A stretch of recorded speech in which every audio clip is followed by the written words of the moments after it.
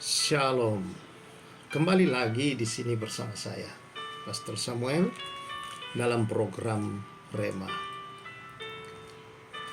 Saudara-saudara yang saya kasihi dalam Tuhan Yesus, membaca Alkitab, merenungkan firman Tuhan, itu bukan sekedar saudara-saudara seperti kita ingin membaca koran atau ingin membaca sebuah kisah. Tetapi firman Tuhan dalam Yosua pasal 1 berkata kepada Yosua supaya merenungkan firman itu siang dan malam. Kalau dia ingin beruntung, dia mau saudara-saudara berhasil di segala perjalanannya. Jadi saudara-saudara, ini bukan seperti koran. Firman Tuhan atau Alkitab itu saudara bukan seperti koran. Bukan seperti komik atau cerita-cerita yang lain, buku-buku yang lain yang kita senangi. Tetapi dia adalah firman Allah, yang mana oleh pemazmur berkata, dialah pelita bagi kaki kita dan terang di jalan hidup kita.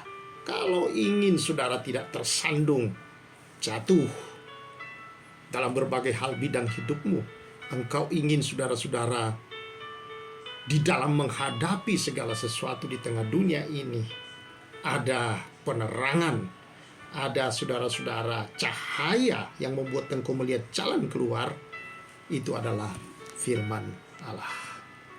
Doa saya, Roh Kudus yang adalah sumber hikmat dan wahyu, senantiasa membawa kita semua ke dalam pengenalan akan Tuhan dengan baik dan benar.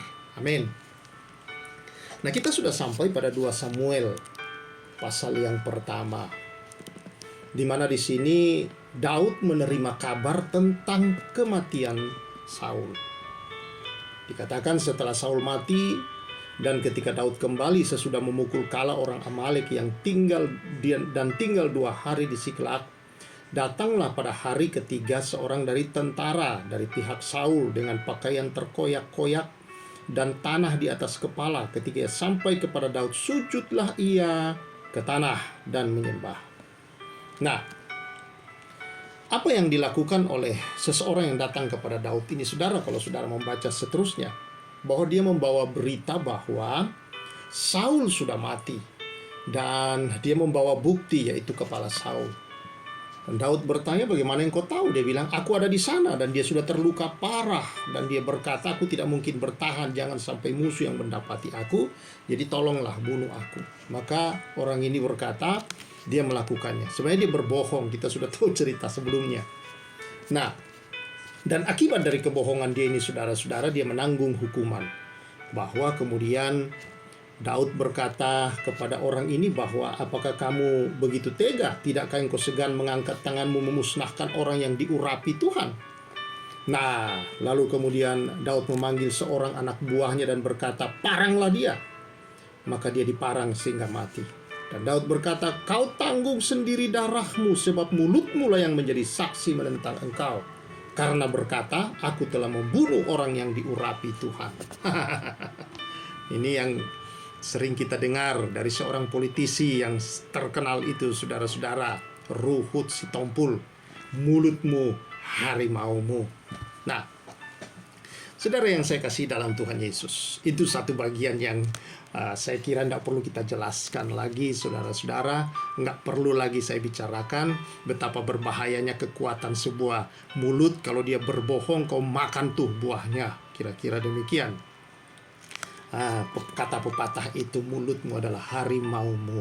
Dari setiap perkataan orang akan memakan buahnya, saudara-saudara.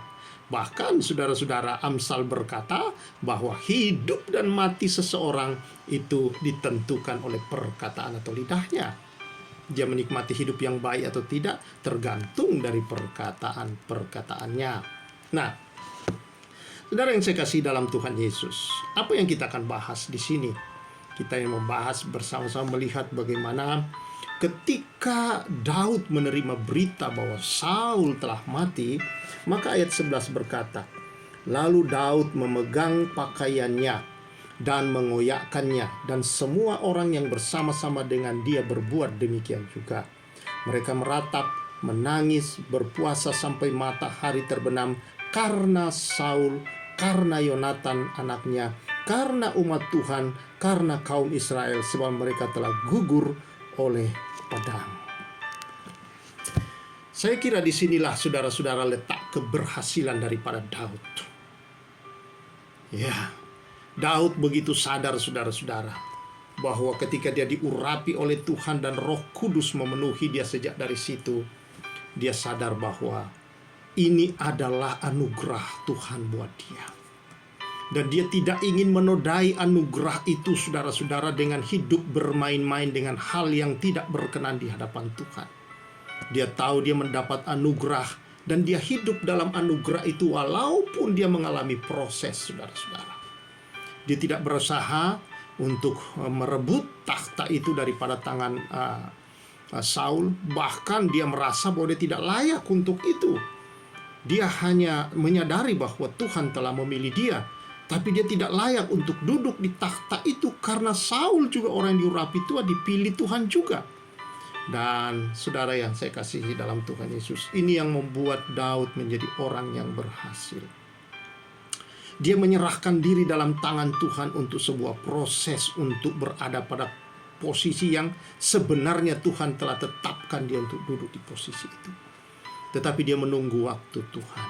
Tidak selalu waktu kita dan waktu Tuhan itu sama. Tetapi saudara, waktu Tuhan itu selalu yang terbaik.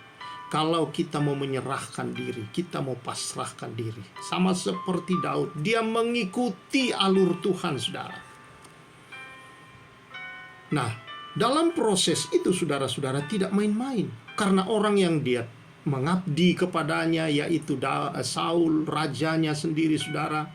Orang yang dia memberikan hidupnya, apa yang dia perintahkan, saudara, dia lakukan. Orang yang sama juga yang memproses hidupnya, saudara. Dia mau membunuh Daud berkali-kali. Daud dikejar-kejar seperti seorang yang melakukan kejahatan, padahal tidak ditemukan satu kejahatan pun pada Daud yang membuat dia layak harus dibunuh.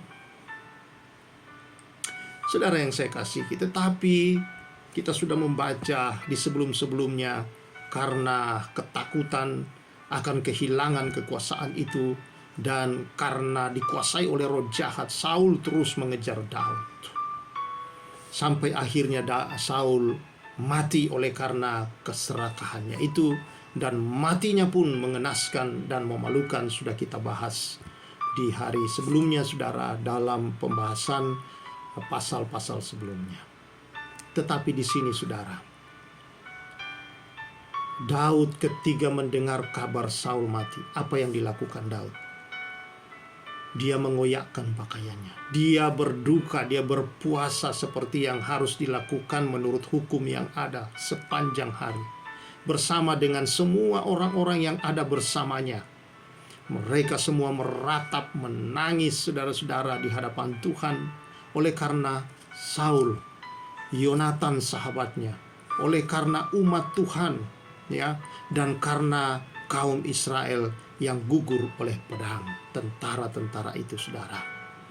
Saudara yang saya kasihi, di sini kita melihat Daud sama sekali tidak menyimpan dendam sedikit pun kepada orang yang hendak membunuhnya, yang telah membuat dia tidak menentu hidupnya selama bertahun-tahun, membuat dia menjadi seorang pelarian yang tidak punya arah hidup, menderita, bahkan harus pergi meminta-minta di negara lain, saudara-saudara, minta suaka politik.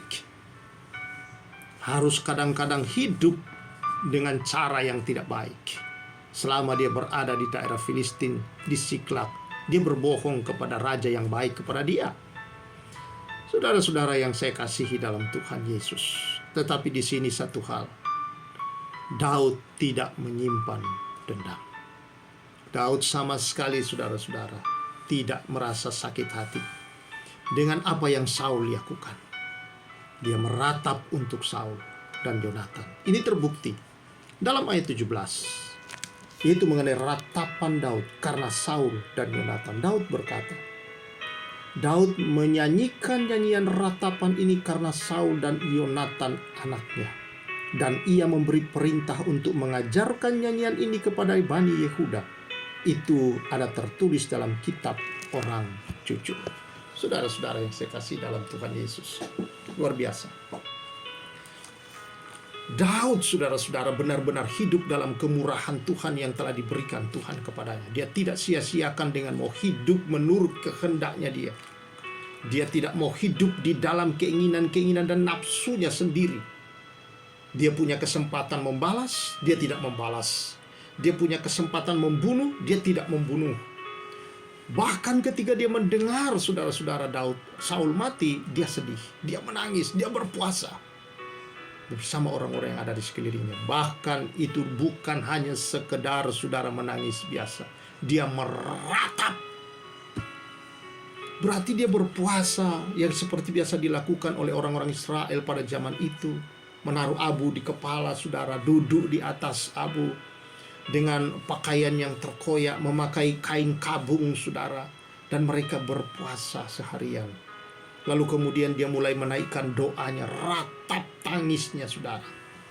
Dan yang luar biasa, salah satu dari ratap tangisnya saudara, dia berkata begini dalam ayat 20, janganlah kabarkan itu di Gat, janganlah beritakan itu di lorong-lorong Askelon, supaya jangan bersuka cita anak-anak perempuan orang Filistin, supaya jangan beria-ria anak-anak perempuan orang-orang yang tidak bersunat. Saudara yang saya kasihi, Daud betul-betul terlihat bahwa tidak ada dendam. Bahkan dia membuat nyanyian itu diajarkan saudara, dan itu dicatat sampai ini, bahkan sampai kepada kita, menjadi sebuah pelajaran buat kita saudara. Dia berkata, jangan diberitakan tentang kematian itu. Nah, apa yang kita lihat, kita pelajari dari semua ini saudara? Bahwa kalau kita ingin dalam hidup ini saudara-saudara, berhasil mencapai apa yang menjadi rencana Tuhan dalam hidup, maka tidak ada jalan lain kecuali kita hidup dalam kebenarannya. Buang dendam, buang kepahitan, buang semua saudara-saudara hal-hal yang membuat engkau tidak tinggal di dalam kasih karunia yang Tuhan telah berikan. Ketika Tuhan memberikan anugerah kepada kita, dia berkata, jangan gunakan kemerdekaanmu untuk hidup dalam dosa.